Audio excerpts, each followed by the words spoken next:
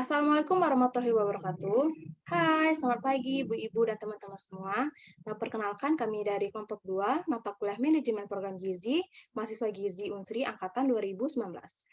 Jadi di sini kami akan melakukan penyuluhan terkait pola pemberian ASI dan MPASI yang tepat untuk mencegah status gizi kurang pada balita. Sebelum itu, perkenalkan saya Novita Ramadhani sebagai moderator. Ada dua rekan saya, yaitu Amiranda sebagai pemateri yang pertama. Boleh disapa, Kak? Halo semuanya.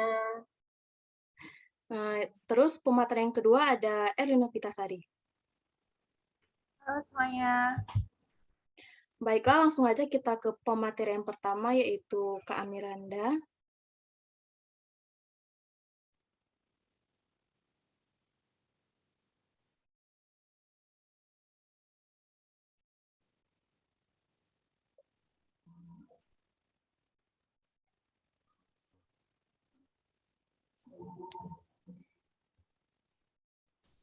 Oke, baiklah langsung saja. Sebelumnya, apakah suara saya terdengar dengan jelas, moderator? Terdengar?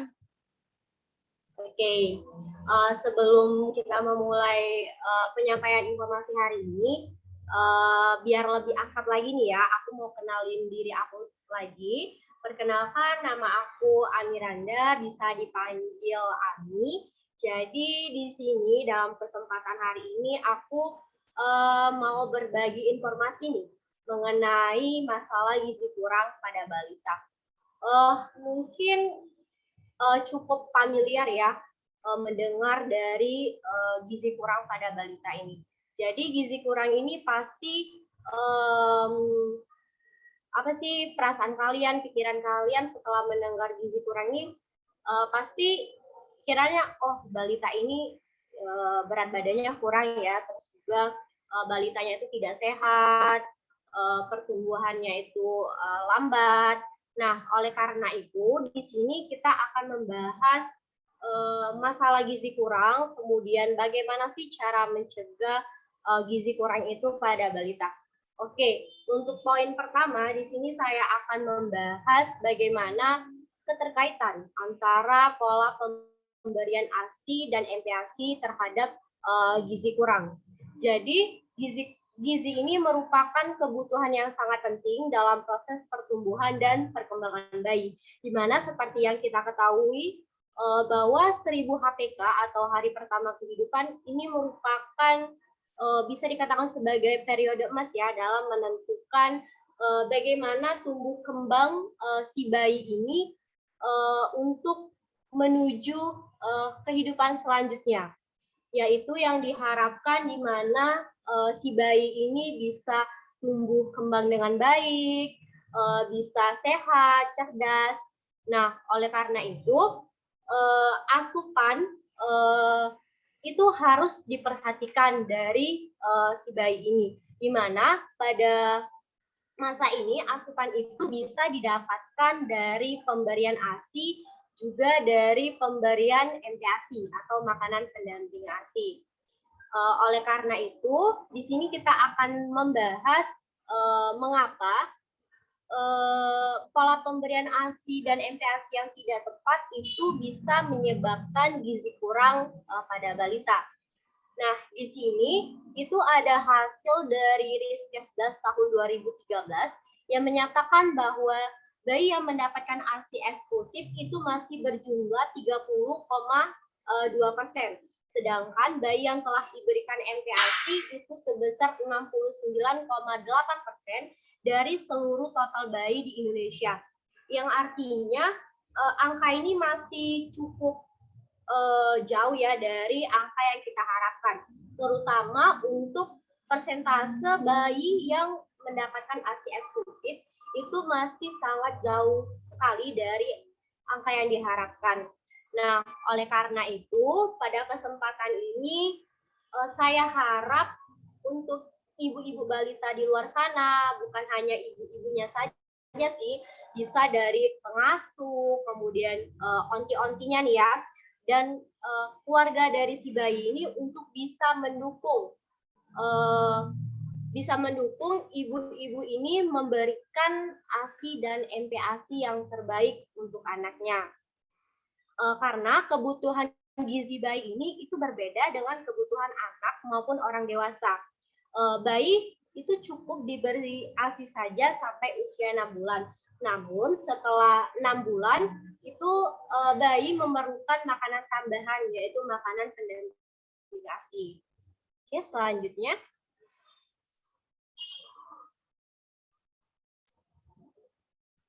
Selain itu juga kekurangan gizi ini dapat terjadi bila dalam pemberian MPASI pada anak itu tidak sesuai. Nah, menurut Septika Sari tahun 2018 yang menyatakan bahwa makanan pendamping yang tidak adekuat itu akan meningkatkan risiko terjadinya gizi kurang pada anak itu lebih besar jika dibandingkan dengan pemberian MPASI yang adekuat. Berarti di sini tidak hanya ASI ya, di sini juga kita harus memperhatikan pola pemberian MPASI yang tepat. Nah, biasanya pola pemberian MPASI yang tidak tepat ini itu disebabkan karena dua terlalu. Dua terlalu ini yang pertama itu terlalu dini. Jika pola pemberian MPASI-nya terlalu dini juga bisa menyebabkan masalah seperti gangguan pada pencernaan. Nah, yang kedua itu terlalu lambat. Untuk pemberian MPASI yang terlalu lambat ini juga bisa menimbulkan beberapa masalah ya. Yang pertama mengalami kesulitan dalam belajar mengunyah, kemudian si bayi tidak menyukai makanan padat sehingga bisa menyebabkan bayi ini kekurangan gizi. Dari penjelasan saya tadi berarti bisa kita petik ya bahwa pola pemberian ASI dan MPASI yang tidak tepat itu merupakan salah satu faktor yang menyebabkan masalah gizi kurang pada balita. Oke, untuk lebih dalam lagi, di sini saya akan berbagi informasi ya mengenai sebenarnya apa sih ASI itu. Jadi ASI ini merupakan suatu emulsi lemak dalam larutan protein, laktos, dan juga garam-garam organik yang diekskresi oleh kedua belah kelenjar payudara ibu. Nah, di mana ASI ini merupakan makanan utama bagi bayi. Nah, untuk mengenai ASI eksklusif, pasti teman-teman di sini, ibu-ibu di sini pasti sudah sangat familiar ya mengenai ASI eksklusif. Jadi ASI eksklusif ini merupakan pemberian ASI mulai dari usia 0 hari sampai dengan 6 bulan. Nah, ASI eksklusif ini itu pemberian ASI tanpa makanan tambahan lainnya seperti pemberian air putih, kemudian mungkin juga pemberian madu dan lainnya. Jika di usia 0 sampai 6 bulan tersebut dia diberi ASI, tetapi juga diberikan makanan lain seperti air putih dan madu tadi, itu tidak bisa disebut sebagai ASI eksklusif ya. Nah, tetapi makanan tanpa tambahan ini ada kecualinya. Kecualinya ini jika dia diberikan, jadi walaupun diberikan ASI, namun kan mungkin si bayi ini pernah mengalami sakit ya, kemudian diberikan obat-obatan, itu masih bisa disebut dengan ASI eksklusif.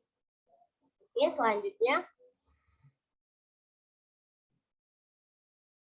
Nah, selanjutnya mengenai manfaat ASI. Jadi manfaat ASI ini tidak hanya bermanfaat bagi si anak atau si bayi ini ya, tetapi juga bisa bermanfaat bagi ibu. Nah, untuk manfaat ASI bagi anak, yang pertama itu bisa membangun hubungan emosional antara ibu dan anak. Kemudian pemberian ASI ini juga bisa menimbulkan skin to skin contact yang dapat menenangkan, kemudian bisa meningkatkan kekebalan tubuh, dan pemberian ASI ini juga bisa mencegah terjadinya malnutrisi pada anak. Kemudian untuk manfaat ASI bagi ibu, yang pertama bisa mengurangi risiko terkenanya kanker payudara. Selain itu juga bisa membangun ikatan atau bonding dengan anak. Selanjutnya.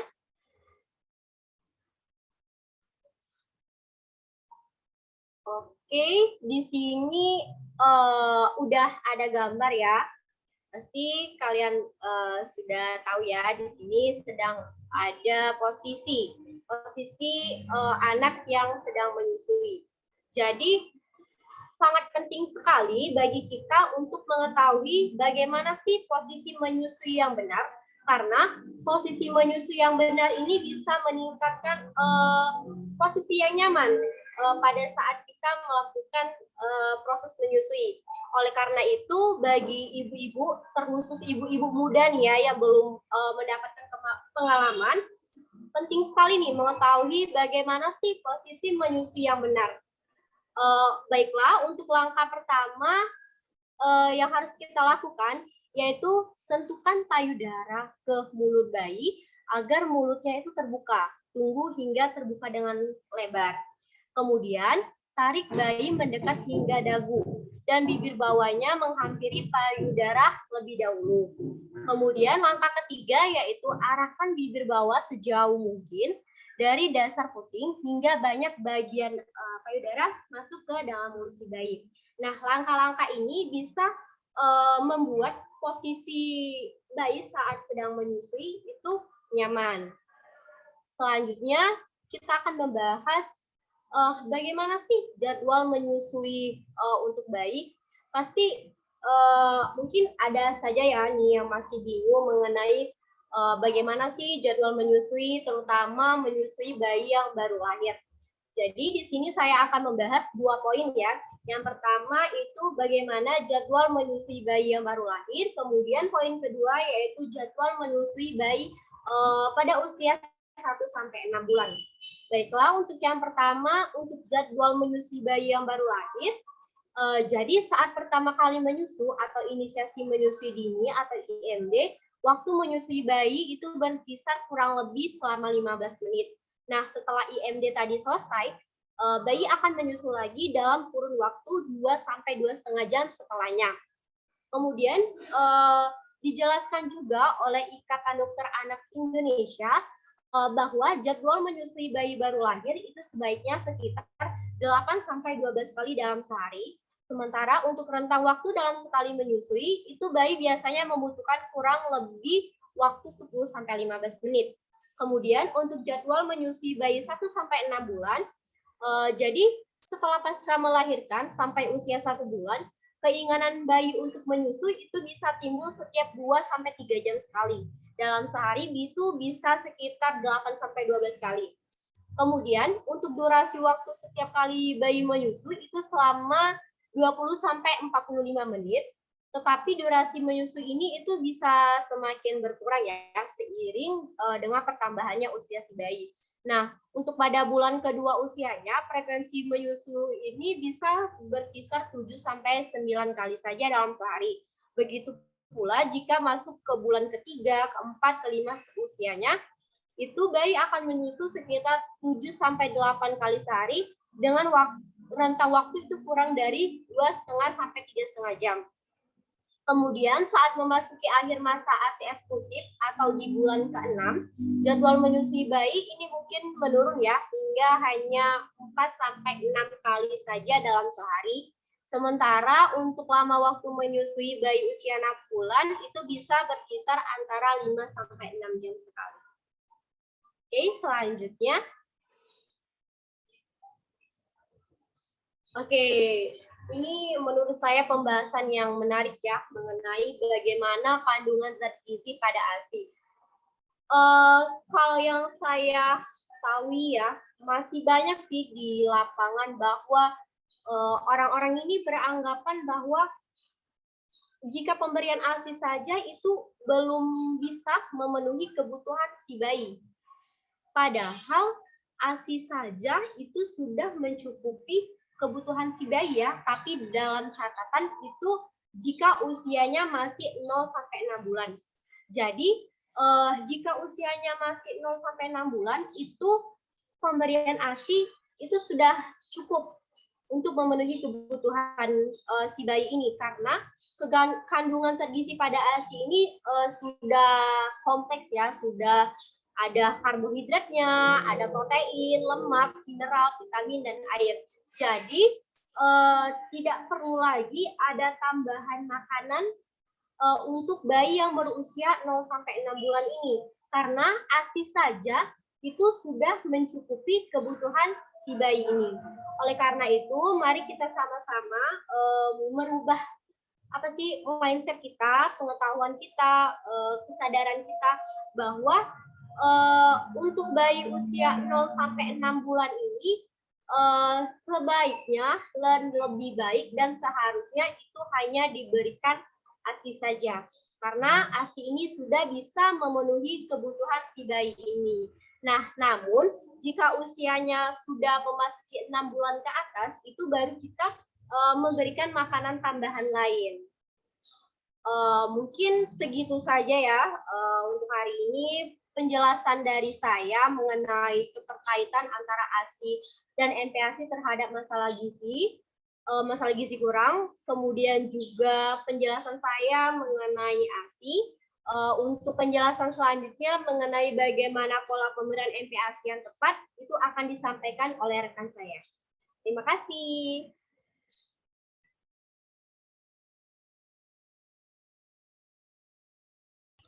Oke, terima kasih Kak Miranda. Selanjutnya kita masuk ke materi yang kedua, yaitu akan disampaikan oleh rekan saya, Erly Novitasari.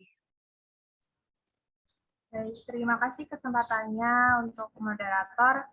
Sebelumnya mungkin saya perkenalan lagi ya. Perkenalkan, nama saya Erly Novitasari. Nah, di sini saya akan melanjutkan penjelasan mengenai pola pemberian MPASI untuk mencegah gizi kurang.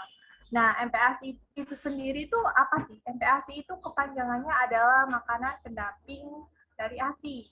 Nah, artinya apa? MPASI ini adalah suatu periode transisi yang saat bayi itu hanya diberikan ASI saja atau saat bayi diberikan ASI eksklusif, ini berpindah menjadi diberikan makanan keluarga dengan takaran yang dianjurkan saat bayi berusia 6-24 bulan. Nah, pemberian MPASI ini untuk untuk menambah kebutuhan gizi dan nutrisinya, untuk mendukung tumbuh kembang serta kecerdasan anak. Selanjutnya. Nah, untuk makanan pendamping ASI ini banyak sekali tentunya manfaatnya.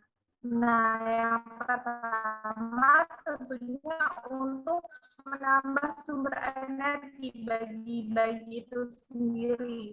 Nah, untuk bayi mungkin dia hanya cukup diberi konsumsi ASI saja. Tapi ketika bayi tersebut sudah berusia 6 bulan sampai 24 bulan, ini dianjurkan untuk diberikan MPASI karena bayi tersebut sudah bertambah kebutuhannya. Nah, ASI saja ini tidak cukup ketika bayi ini sudah berusia 6 bulan. Jadi dia membutuhkan nutrisi lain dari makanan pendamping ASI. Untuk yang kedua, manfaatnya ini adalah memperkenalkan dan mengajari bayi mengenai makanan. Artinya bayi ini diajarkan untuk mengenal bagaimana jam makan, kemudian rasa lapar itu seperti apa, kemudian rasa kenyang itu seperti apa. Kemudian untuk manfaat selanjutnya ini mendukung perkembangan kemampuan makan. Artinya bayi ini bisa mengenali bagaimana rasa makanan, kemudian bisa melatih motorik halus dan kasarnya. Untuk manfaat selanjutnya dari MPASI ini mengembangkan kemampuan bayi untuk makan sendiri. Nah, yang seperti saya katakan tadi, kadang ibu-ibu ya, kita nggak apa-apa membiarkan anak untuk makan sendiri, karena itu juga bisa melatih si anak untuk mengenali bagaimana cara makan, bagaimana cara untuk mengenali alat makan itu seperti apa. Jadi kemampuan motorik kasar dan halusnya itu juga bisa terlatih ketika si anak ini dibiarkan untuk memakan makanannya sendiri. Kemudian manfaat MPASI selanjutnya ini bisa mengembangkan selera makan anak. Nah, si anak ini nantinya itu ketika dia sudah diberikan makanan selain ASI ini, dia bisa mengenali bagaimana seleranya dia, bagaimana apa yang dia suka.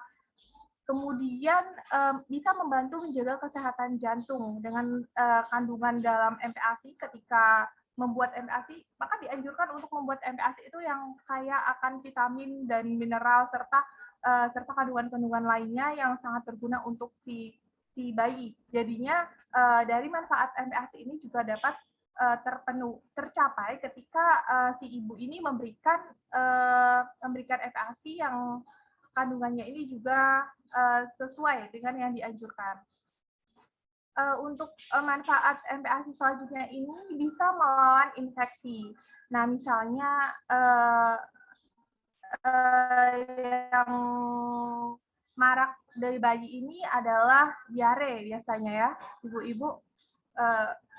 Kandungan dari MPASI ini tentunya bisa untuk menanggulangi masalah diare yang biasa dialami oleh anak. Untuk manfaat MPASI selanjutnya ini adalah bisa membantu pembentukan tulang. Misalnya kandungan kalsium dari MPASI ini sangat berguna untuk pembentukan tulang. Kemudian manfaat MPASI selanjutnya ini adalah menangkal radikal bebas. Misalnya kandungan, misalnya membuat MPASI dari buah. Nah, buah ini kan banyak nih yang mengandung kayak antioksidan, misalnya buah naga atau buah yang lainnya nih juga sangat bermanfaat untuk menangkal radikal bebas. Kemudian manfaat MPASI selanjutnya ini juga menjaga kesehatan ginjal. Kemudian selanjutnya,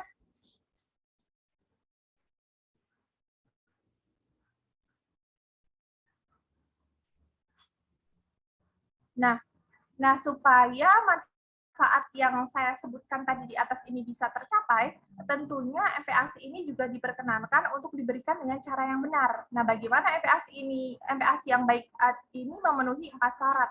Yang pertama ini MPASI diberikan secara tepat waktu. Artinya MPASI harus diberikan ketika si anak ini sudah melalui masa ASI eksklusif, ketika bayi ini sudah berusia 6 bulan. Dan ini sangat dianjurkan untuk diberikan MPASI untuk memenuhi kebutuhan gizi si bayi yang tidak bisa hanya dicukupi oleh ASI saja. Kemudian yang kedua, ini MPASI harus diberikan secara adekuat atau MPASI diberikan secara cukup. Artinya dalam makanan tersebut harus memenuhi energinya, dengan proteinnya cukup, kemudian dengan kandungan-kandungan gizi yang lain, yang tentunya mendukung tumbuh kembang si anak. Kemudian yang ketiga ini tentunya harus MPASI ini diberikan secara aman. Nah, peralatan, cara penyiapan ini harus diperhatikan kehigienisannya dan kebersihannya supaya makanan yang dikonsumsi oleh si anak ini juga aman. Kemudian selanjutnya ini MPASI harus diberikan dengan cara yang benar. Jadi sangat penting ya untuk ibu-ibu atau teman-teman semuanya ya, kita tuh penting untuk mengenali bagaimana sih si anak ini telah merasa lapar, bagaimana si anak ini sudah merasa kenyang. Jadi ketika si anak ini merasa lapar, dia membutuhkan makanan. Dan kita juga sudah tahu ketika anak ini sudah kenyang, ia tidak perlu diberikan makanan. Jadi sangat penting untuk mengenali bagaimana anak itu ketika dia merasa lapar dan merasa kenyang. Kemudian selanjutnya,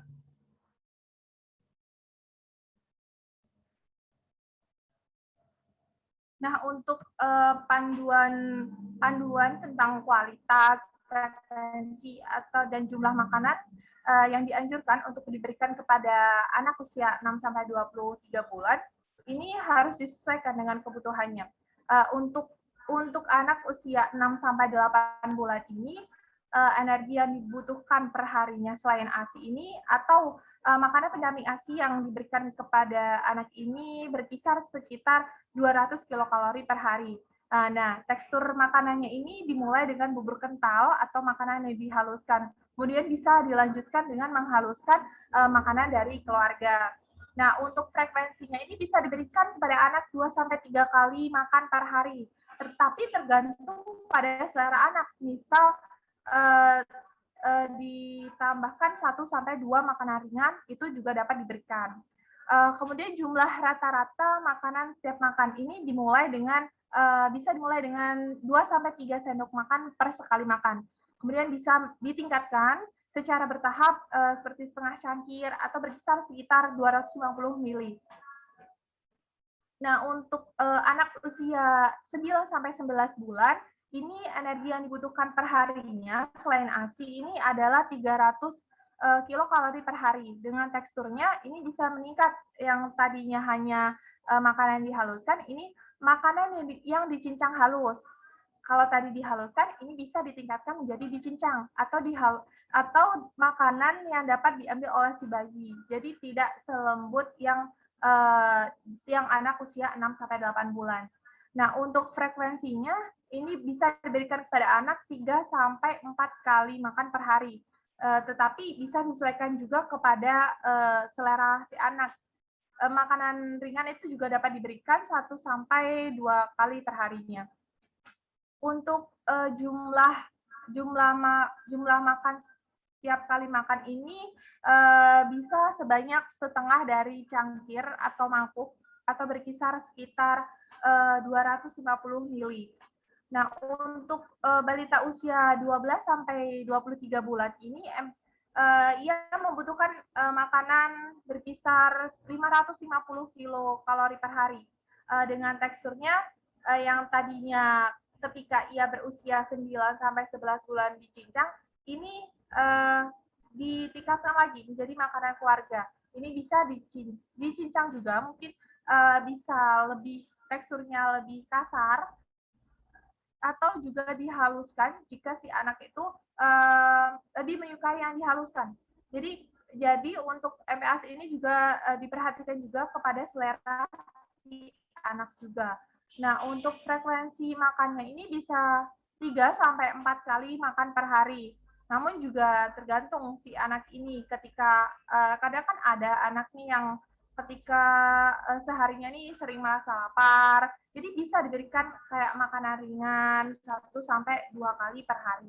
Nah, untuk jumlahnya bisa 3/4 sampai 3/4 mangkok atau 1 mangkok penuh. Itu bisa diberikan kepada si bayi atau berkisar 250 ml. Nah, mungkin itu saja yang bisa saya sampaikan mengenai pola pemberian MPASI. Saya kembalikan kepada moderator.